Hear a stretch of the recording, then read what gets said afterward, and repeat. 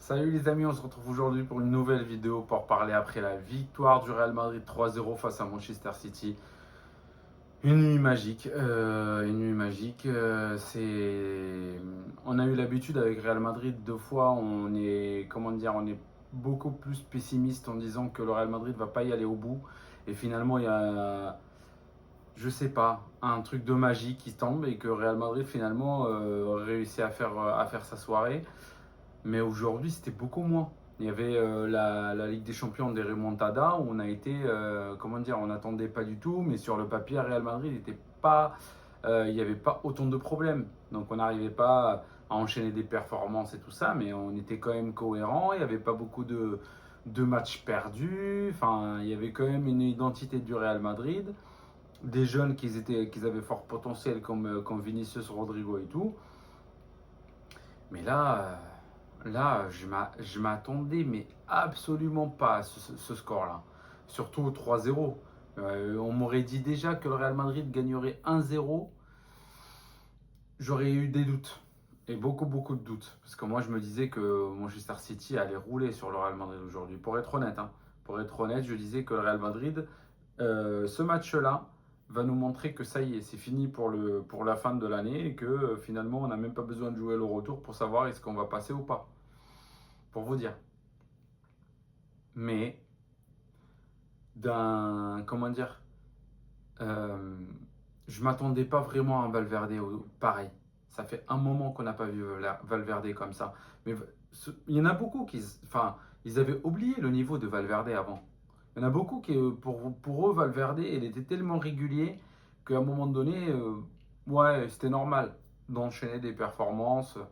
Mais en fait, dernièrement, il a été utilisé beaucoup plus dans d'autres postes, soit latéral droit, soit milieu défensif, soit que c'était pas vraiment son rôle et que finalement il se retrouvait pas un peu plus en attaque. Valverde, c'est quelqu'un qui va casser des lignes, qui va t'aider dans la défense, qui a une explosivité énorme et il lui faut le couloir. Voilà, Valverde, il lui faut le couloir. Le couloir droit, je pense qu'aujourd'hui, on n'a pas quelqu'un qui peut rouler à droite comme Valverde. Mais c'est pas qu'au Real Madrid, hein. Dans le monde, je mesure mes mots. Il peut rouler sur le côté droit comme il veut. En tant que latéral, en tant que ailier, en tant que milieu droit, il n'y a aucun au monde qui peut dire que est meilleur que Valverde sur le couloir de droit. C'est pas possible. C'est pas possible. À droite, Valverde, si tu veux le plus de Valverde, tu le mets à droite. Toujours les nuits magiques où Valverde était aussi énorme, c'était à droite. Et comme je disais, il y en a beaucoup qui ont oublié que Valverde il avait un potentiel énorme. Souvenez-vous qu'avec Zidane, les gars, Valverde il a commencé à prendre la place de Modric à un moment donné. Modric était sur le banc à un moment donné et Valverde jouait. Et je me rappelle, tout le monde commence à dire oui, Modric il commence à être un peu âgé, Valverde il est trop fort, machin et tout. Et ça, c'est avec l'époque de Zidane, où Modric était quand même encore aussi fort. Il y avait quand même un peu de fatigue et qui ne pouvait pas jouer les 90 minutes. Il y avait une blessure aussi qui était dans le chemin. Mais de là à dire que Valverde va jouer tous les matchs, enfin la plupart des matchs, en mettant Modric sur le banc, il fallait y avoir le niveau, les gars. C'est pour ça, moi, je veux parler de aucun joueur aujourd'hui peut intégrer le Real Madrid Prime. Je parlais de niveau actuel, mais j'avais oublié que le niveau, si on peut élever le niveau, on pourra discuter des deux joueurs, entre Vinicius et entre Valverde. Ces deux joueurs peuvent avoir leur place. S'ils sont dans l'éclat, quand ils ont leur soirée, Vinicius quand il a des soirées, comme quand il a mis triplé contre le Barça, enfin, ces soirées-là, tu peux dire que Vinicius aura sa place peut-être dans l'équipe type prime du Real Madrid. Pas l'époque de Cristiano parce que c'est le même poste, mais voilà, il a le niveau pour atteindre un Real Madrid prime. Valverde aujourd'hui, mais historique. Historique. Tu le mets dans Real Madrid prime, comme ça, les yeux bondés. Tu sais qu'il pourra faire l'affaire. Et ça, L'identité, moi, c'est pour ça que je parlais de capitaine du Real Madrid. En fait, si vous voulez, Valverde, pour moi, c'est pas un capitaine. Il est capitaine sur le fait qu'il se donne à fond, il montre l'exemple et tout. Mais en fait, c'est un enfin, ce genre de capitaine, il sera mieux quand tu as une équipe qui est rodée, qui se donne à fond. C'est-à-dire qu'aujourd'hui, par exemple, tout le monde s'est donné à fond. Que quand ils voient Valverde donner cette prestation-là, ils sont obligés de s'aligner, obligés d'augmenter leur barrière. Mais dans un Real Madrid où il a besoin d'identité et tout, il nous faut plus un Ramos, un Sergio Ramos qui va crier sur le terrain, un Casillas qui va crier sur le terrain, enfin un Raoul qui va crier aussi. Enfin, c'était les trois capitaines que j'ai vus. Et comment dire, ils n'arrêtaient pas de crier sur tout le monde pour mettre tout le monde d'accord et pour soit remonter le moral, soit aligner les joueurs, soit comment dire, pour réveiller certains joueurs. Enfin voilà, c'était le genre de capitaine qui se donnait à fond, mais en même temps qui parlait sur le terrain. Valverde, c'est pas un capitaine qui va parler sur le terrain, qui va crier sur des joueurs. Mais lui, c'est quelqu'un qui va montrer l'exemple et va dire que moi, je suis là aujourd'hui. Je me donne à fond. Regardez, qu'est-ce que je fais dans l'équipe. Donc, en fait, c'est comme un leader pour moi. C'est un leader plus qu'un capitaine. C'est un leader. Le leader, c'est sur lequel on peut prendre exemple. Donc Valverde, quand on le voit se donner comme ça, on va dire oui, on prend l'exemple de Valverde. Mais un capitaine, pour moi, c'est plus que ça. C'est encore au-dessus. Donc en fait, pour moi, il faut que Valverde, c'est un des tauliers au Real Madrid. Et s'il veut rester en tant que capitaine, pour moi, il faut qu'il commence à parler. Il commence à crier. Il commence à montrer l'identité du Real Madrid. Aujourd'hui, il a montré par son acharnement, mais il faut qu'il montre ça aussi en mettant, comment dire, en essayant de, de réveiller ses coéquipiers. Quand il y a quelqu'un qui n'est pas dedans, de le secouer, de le réveiller. Et en fait, c'est ça qui fait la différence. Quand on perd et on a la tête comme ça, il nous faut un capitaine qui va dire lève la tête et on va aller chercher un but. Même si on n'a pas le niveau, mais on va se donner à fond. À la fin du match, on n'a aucun regret. Voilà, c'est ça un capitaine pour moi. Vous voyez ce que je veux dire? Donc là, il faut juste un déclic de maturité pour que Valverde, pour moi, ce sera un capitaine, un joueur indiscutable qui restera au Real Madrid pendant. Enfin, pour moi, il faut qu'il reste au Real Madrid sa carrière. Mais en tant que capitaine, je parle. Par contre, enfin, en tant que capitaine, il lui faut juste ce petit truc, mais pour moi, c'est historique ce qu'ils viennent de faire. Aujourd'hui, même techniquement, parce que Valverde, il y a beaucoup, comment dire, qui l'ont critiqué sur le fait que c'est juste l'explosivité, mais il avait une justesse. Quand il jouait à la place de Modric, il avait une justesse. Il avait une justesse de passe, il avait une justesse de contrôle de balle. C'est pas le Toni Kroos, mais c'est quelqu'un qui a le niveau du Real Madrid en justesse. Et il a fait groupe avec Kroos et avec Modric. Donc au bout d'un moment, quand tu intègres un milieu de Kroos, Modric, Casemiro, c'est que tu as le niveau techniquement. Tu peux pas me dire que tu n'as pas le niveau. Et ça, beaucoup l'oublient. C'est que Valverde, oui, c'est juste l'explosivité, juste la force, l'acharnement. Mais ils oublient que techniquement, il était là, comme aujourd'hui. Valverde, la passe de Thibaut Courtois, il fallait vraiment de la technique pour la contrôler dans la course en croisant avec le défenseur pour qu'il puisse fermer la course du défenseur et que le défenseur doit s'arrêter pour ne pas commettre d'erreur et que finalement c'est comme ça qu'il l'a éliminé et s'est retrouvé tête à tête avec le gardien. Premièrement, le but du sombrero. Mais du sombrero, Valverde leur a dit aujourd'hui, vous m'avez parlé de techniquement, mais voilà, tenez, un but à la Modric, celui-là. Un but comme ça qui vient, il lève la balle. Sombrero sur le défenseur. Et après, il la tape. Non, mais je croyais plus mes yeux à un moment donné. Je me disais que Valverde, je suis en train de voir un Valverde que je connaissais avant, que j'ai perdu avec le temps et qu'aujourd'hui il est en train de me montrer que je suis là et on n'a jamais atteint ce summum avec Valverde. C'est qu'il a eu Valverde Prime et dans Valverde Prime Il était une prestation digne du Real Madrid. Aujourd'hui, il a mis la prime et il a rajouté l'étincelle.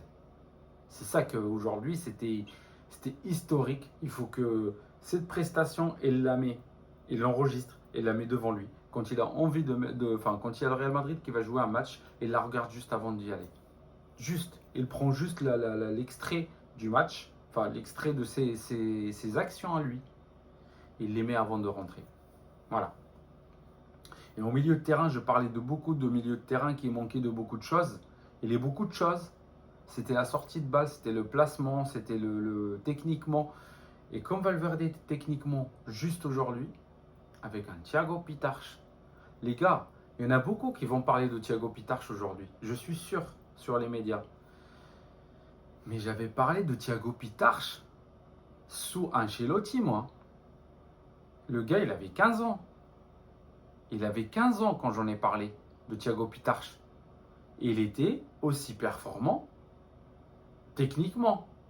Au niveau des passes, au niveau des ce que vous voulez. Il était aussi technique et aussi fort l'année dernière. Et cette année, Xabi Alonso est arrivé. J'attendais que Xabi Alonso le fasse monter. Il parlait de lui, il parlait qu'on a dans la Fabrica, on a un Thiago Pitarch et tout. Mais il ne l'a jamais testé. Et je regrettais un peu ce côté-là parce que je voulais le voir en action, Thiago Pitarch. Et Arbeloa, c'est vrai, je le compte pour lui, qu'il l'a fait, il lui a donné confiance malgré ses 17 ans. Il l'a fait et il lui a donné confiance parce qu'il a joué avec lui en B, donc il sait la capacité de ce joueur. Et du coup, il lui a fait confiance et regardez le résultat.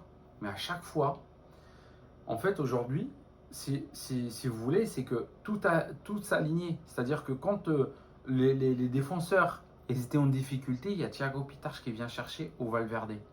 Alors qu'avant, les milieux, ils étaient un peu plus bloqués. Donc le Real Madrid jouait comment? Il fallait trouver une passe. Donc c'est là où il faisait soit des erreurs, soit balancer devant, soit rendre à Courtois qui va lui balancer devant et qu'on ne va pas se retrouver.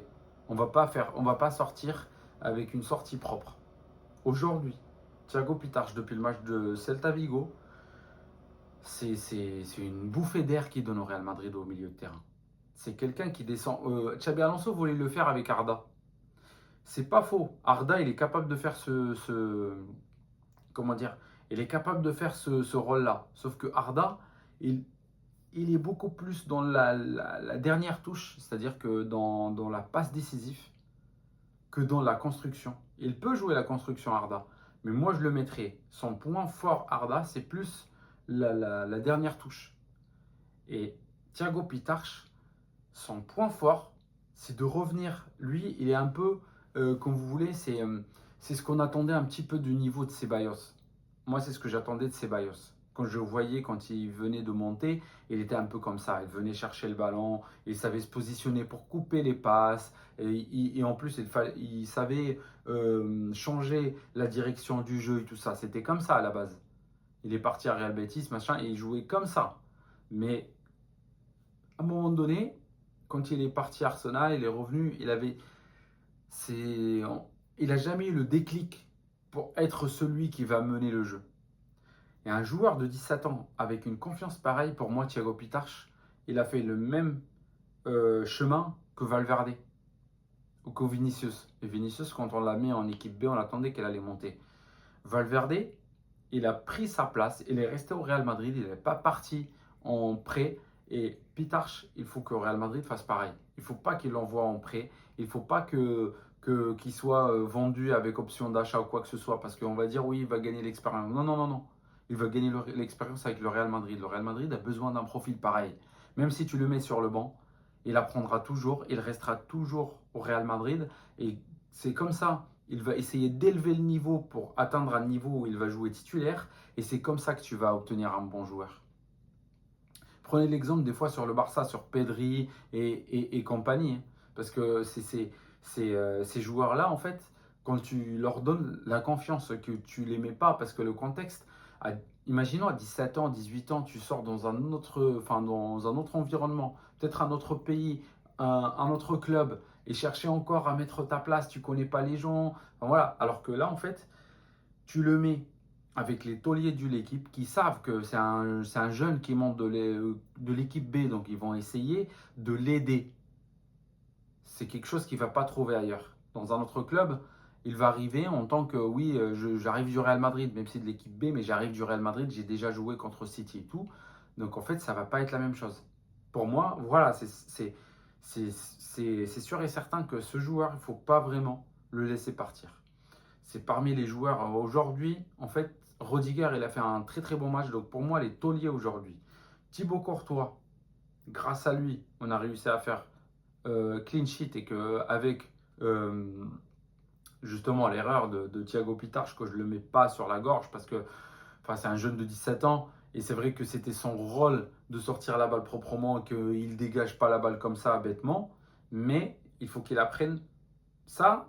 C'est un message pour Thiago Pitarch, ce qui t'est arrivé et qu'on lui a enlevé le ballon, ça a failli être un but. Dans un match décisif comme Manchester City, ça pouvait lui coûter beaucoup.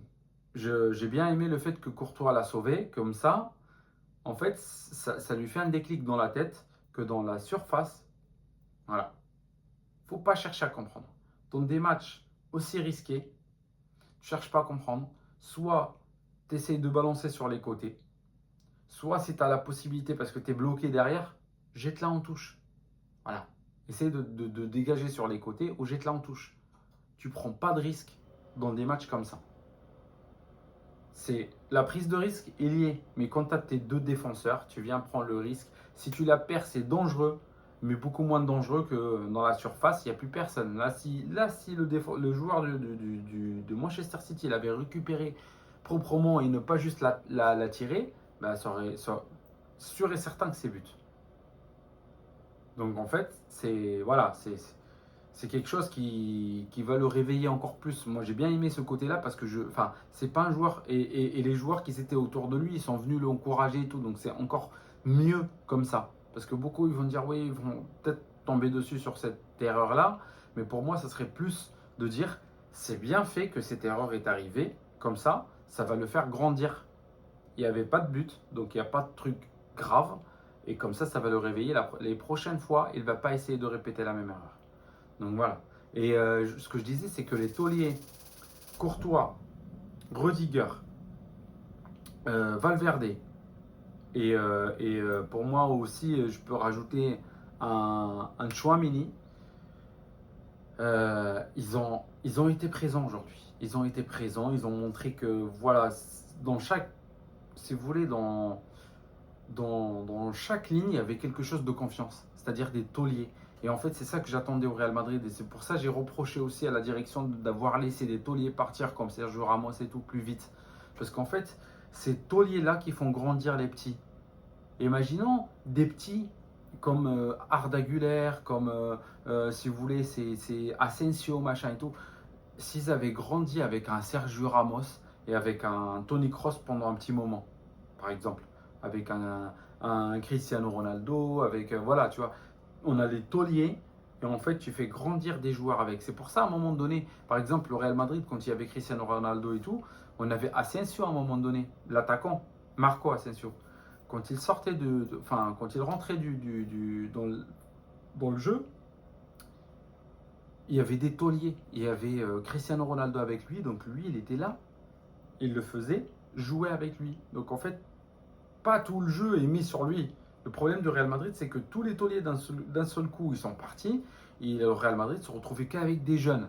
Et en fait, il n'y avait pas de taulier. Donc, ils n'avaient pas de référence, pas d'identité. Et c'est ça que j'avais un peu peur. Et en fait, aujourd'hui, voilà, j'ai trouvé des tauliers qui ont été là, ils étaient présents. Parce qu'il y a d'autres matchs où ils n'étaient pas là. Et c'est ça qui m'a agacé. C'est moi, en fait, c'est pas le fait de ne pas jouer bien ou de perdre des matchs ou quoi qui va m'agacer, mais le fait de voir que les joueurs, ils ont beaucoup plus de potentiel et ils se sont pas donnés à fond. Quand tu voyais un Rudiger dans les matchs des fois, tu disais mais t'as beaucoup plus que ça quand même. Enfin, c'est où tes glissades, tes trucs, ta force en défense que tu avais à un moment donné. Et aujourd'hui, c'est ce qu'il a montré.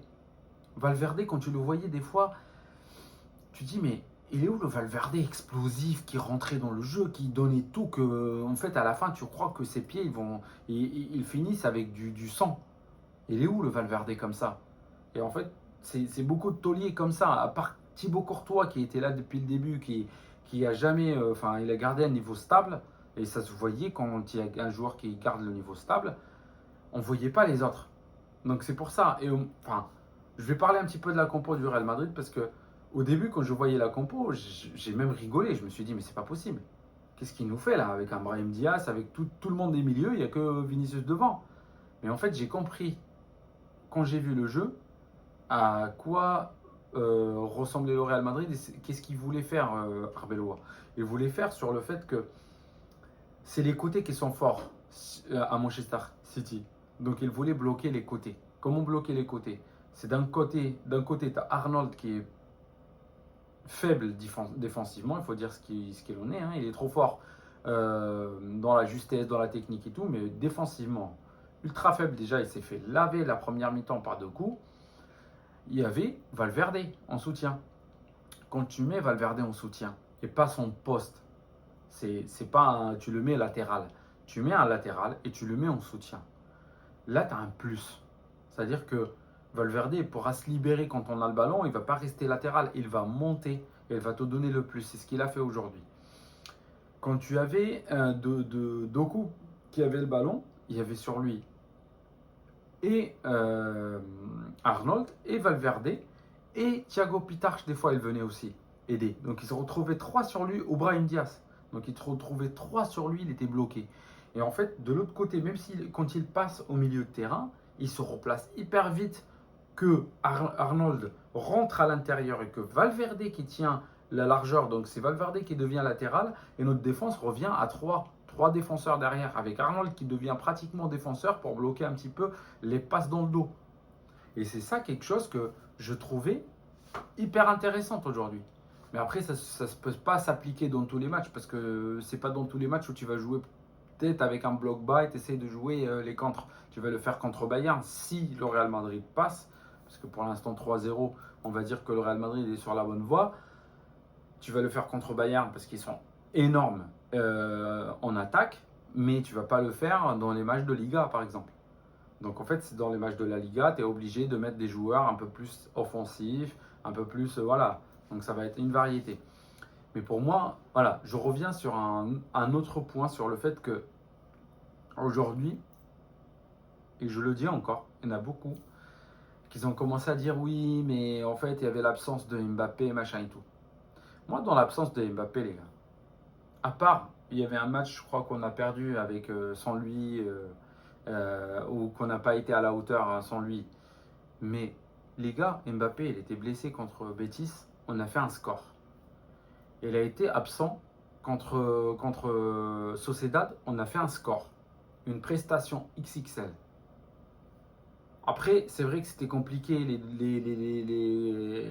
les matchs où il n'a pas été là ces derniers temps.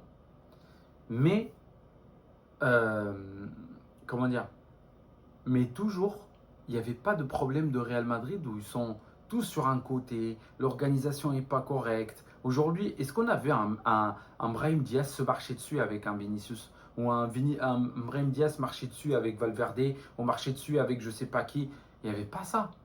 Ou qu'un attaquant, que Vinicius par exemple, il était au milieu et qu'à chaque moment où on voulait monter, ben, il était au milieu, mais on n'avait pas d'attaquant pointe, il n'y avait plus personne devant. Ça n'existait pas ça aujourd'hui. Et je pense que si Mbappé était là aujourd'hui, on n'aurait pas fait autant on n'aurait pas marqué autant de buts et on n'aurait pas fait une prestation XXL comme aujourd'hui. Je le dis honnêtement. Parce que peut-être il va casser la défense au niveau de partir dans le dos, peut-être dans les contres et tout, il sera plus intéressant. Mais dans la construction, il manquera toujours quelque chose. Parce qu'en fait, il ne va pas se placer correctement, il va descendre un petit peu, il va encore perturber le milieu, il va perturber l'attaque. Et pour moi, c'est plus un élément perturbateur dans le jeu de construction aujourd'hui qu'autre chose. Et on verra parce que là, il reviendra de blessure. Et on verra les gars. Parce que pour moi, comment dire, les stats elles sont hyper intéressantes sans lui. J'ai des stats, on a marqué beaucoup plus de buts sans lui. Et le Real Madrid s'est porté beaucoup plus collectivement sans lui qu'avec lui. Parce que quand il est là, les joueurs se replient. En fait, c'est comme s'ils sentent une infériorité à Mbappé, niveau médiatique ou comme vous voulez. Euh, oui, c'est Mbappé, mais du coup, nous, en fait, c'est pas notre rôle de porter l'équipe. Donc voilà, on fait ce qu'on a à faire et on donne la balle à Mbappé. Alors que quand il n'est pas là, Mbappé, tu sens une liberté. Tu sens un Vinicius beaucoup plus explosé, il essaye de porter l'équipe. Tu sens des joueurs comme, même si tu mets un Brahim Diaz, tu mets un Arda, tu mets ce que tu veux, ben, ces joueurs-là, ils ont la confiance de prendre la balle et c'est eux de construire le jeu. Parce qu'ils savent que Mbappé, il n'est pas là. Il aurait été là aujourd'hui, enfin, les joueurs, ils auraient essayé que donner le ballon à Mbappé. C'est ça, c'est ma vision. Je pense que on verra quand il va revenir, les gars. Peut-être j'ai tort, hein, mais ma sensation, c'est plus ça. Ça, c'est mon analyse. Je reste toujours en disant que c'est mon analyse. Je pense que le Real Madrid se portera beaucoup mieux collectivement avec, sans Mbappé qu'avec Mbappé. Mais ça ne veut pas dire qu'avec Mbappé, c'est moins fort. Ça peut être avec Mbappé, ça peut être les individualités, ça peut être un autre jeu. Mais pour l'instant, la cohérence, le Real Madrid est beaucoup plus cohérent sans lui qu'avec lui, pour l'instant. Et ça, c'est un vrai problème que Arbeloa ou je ne sais pas qui, il faut qu'on trouve une solution. Comment faire? Parce que pour moi, tu n'as pas fait ramener Mbappé avec le salaire qu'il a pour le mettre sur le banc. C'est pas possible. Et il ne se mettra pas sur le banc avec le statut qu'il a. C'est pas possible. Donc au bout d'un moment, il faut trouver comment jouer avec lui. Parce que pour moi, pour l'instant, est-ce que c'est pas ce système-là, à la place de Brahim Diaz, mettre un Mbappé, et comme ça, il y aura deux attaquants de pointe, et pas le système de trois attaquants devant avec Mbappé. Attaquant de pointe, ça marche pas, parce qu'il va pas aller sur l'attaquant de pointe, il va aller bouger à droite, à gauche, et en fait, elle va gêner l'ailier droit ou l'ailier gauche, il va ramener encore plus de défenseurs envers l'aile gauche ou l'aile droite. Donc ça va être encore plus compliqué pour construire. C'est pour ça peut-être jouer avec un 4-4-2 comme aujourd'hui, mais avec un Mbappé et Vinicius devant, pour la relance, pour beaucoup de choses. Et même Vinicius, il n'était pas axé à gauche. Il pouvait aller à droite, il était libre. Donc en fait, Vinicius, il va voir que Mbappé, par exemple, il est à gauche, lui, il va pas à droite. Et comme ça va, on va dire, se compenser pour moi. C'est à tester. Pour moi, c'est à tester. Je pense que ça peut être une solution. Mais pour l'instant, je vois un Real Madrid beaucoup plus collectif sans Mbappé qu'avec Mbappé. Par contre, il nous manque encore beaucoup de choses. C'est-à-dire qu'aujourd'hui, ils se sont battus, les joueurs de Real Madrid, mais ça ne va pas être toute l'année comme ça. C'est un match qui sort du lot. Et en fait, le niveau va encore. Le niveau aujourd'hui, il était au ciel. Mais je pense que parce que les joueurs se sont donné tellement de doutes en disant qu'aujourd'hui, en fait, on est tellement inférieur à City, il faut qu'on donne tout. Voilà, c'est quelque chose que ça va manquer dans des matchs de Liga quand ils vont jouer des autres équipes. Enfin, c'est pas pour dénigrer les équipes de Liga, mais voilà, dans un contexte quand tu joues un Getafe, c'est pas comme si tu joues un Manchester City. Vous voyez ce que je veux dire? Donc les joueurs, ils vont plus rentrer avec voilà, avec un esprit, on est au-dessus, machin et tout. Alors qu'aujourd'hui, tout le monde était d'accord que City allait rouler sur le Real Madrid. Ce qui a fait le fait que les joueurs se sont réveillés en disant non, mais c'est pas possible que tout le monde voit qu'on est autant nul et que le City va nous battre aussi facilement. Ben, on va pas se laisser faire. Et c'est ça que le Real Madrid a donné aujourd'hui. Et j'espère que le Real Madrid va continuer comme ça. Va continuer avec cette mentalité-là, essayer de construire une identité qu'on avait perdue ces derniers temps, mais qu'elle était déjà là quand on avait Rodrigo, Vinicius et Bellingham et qu'on a gagné la Ligue des Champions. C'est vrai qu'il nous manquait des éléments. Aujourd'hui, il y avait des blessures. S'il y avait un Militao dans la défense, par exemple avec Rodiger, ça aurait été peut-être beaucoup mieux, ou même avec Hausen, même si Rodiger il a fait son match. Mais quand même, le poids de Militao quand on avait au début de la saison, avant qu'il se blesse, c'était quelque chose. Ça donnait beaucoup plus d'assurance, ça donnait beaucoup plus d'engagement, les ballons dans les airs. Enfin, il est fort sur pas mal d'aspects.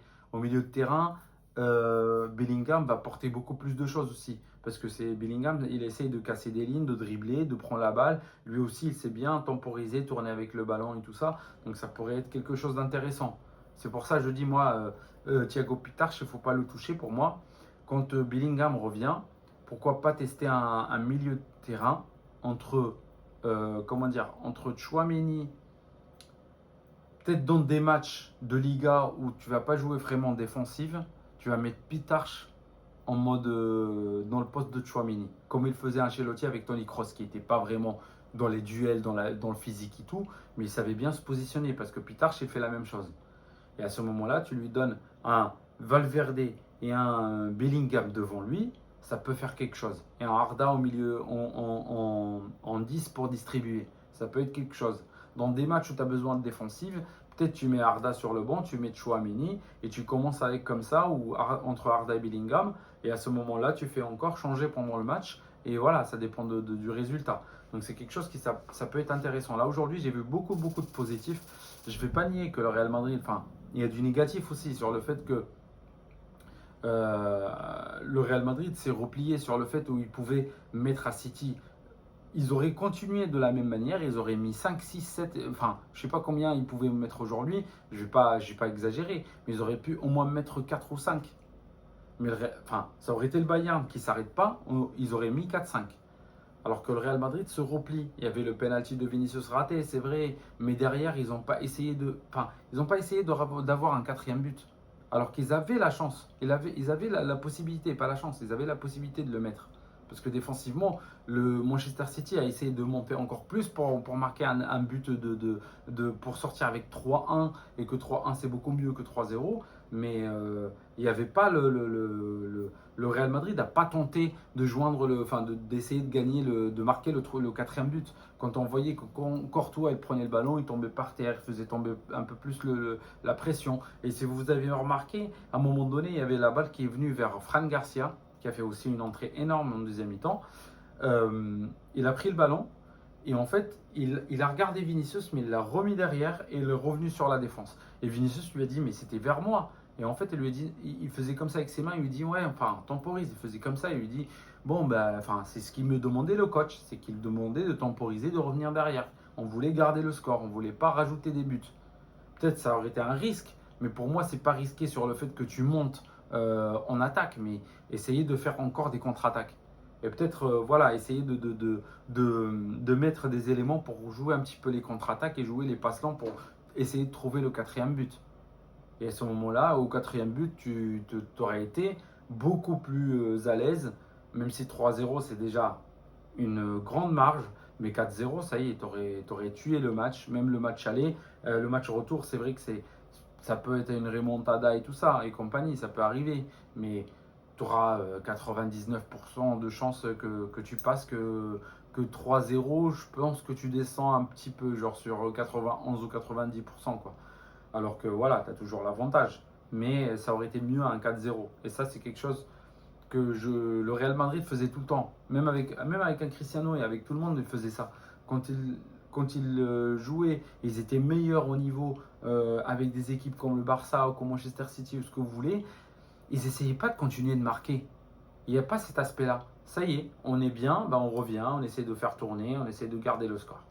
Alors qu'un Barça, quand t'es pas bien, il te met 5-0, il continue. Hein. C'est pour rouler. S'ils peuvent rouler et mettre 10 buts, ils mettent 10 buts. Le Bayern, ils font pareil. Et ça, le Real Madrid n'a pas cette mentalité-là. Ça va pas changer d'ici comme ça, mais c'est quelque chose peut-être à travailler dans le futur parce que là, aujourd'hui, ce qui compte, c'est les buts. Si tu marques des buts, au retour, enfin voilà, tu as gagné ton ticket pour aller au quart de finale directement. Donc voilà, imaginons aujourd'hui le Real Madrid a marqué 2-0, et ils essayaient au 1-0, ils essayaient de garder le jeu, ça y est, on gagne 1-0, c'est bon. Ben, en fait, au retour, tu es capable de perdre 2-0 et c'est fini. Alors que si tu continues à marquer et à essayer toujours de marquer, même si tu vas jouer défensif, mais tu vas essayer de chercher encore le deuxième, troisième, quatrième, cinquième but par les contre-attaques, bah en fait, enfin, c'est une autre mentalité. Ça va te faciliter beaucoup plus la tâche. Voilà ce que je veux dire. Et au niveau les points négatifs sur le fait que on va voir ce qui va arriver à long terme. Parce que là, c'est un match, ça sort des normes. Le Real Madrid nous a habitués à faire des matchs en Ligue des Champions comme ça, des soirées en Ligue des Champions comme ça. Mais après, est-ce que ce rythme-là peut être stable pour continuer. C'est vrai que cette année, le Real Madrid n'a pas eu de chance parce que s'ils passent le Manchester City, ils vont tomber contre le Bayern. Le Bayern qui a mis 6-1 à Atalanta en rigolant, parce que j'ai regardé un petit peu le match. C'est compliqué. C'est vrai que ça aurait été mieux de l'autre côté où il n'y a plus personne en fait, hein.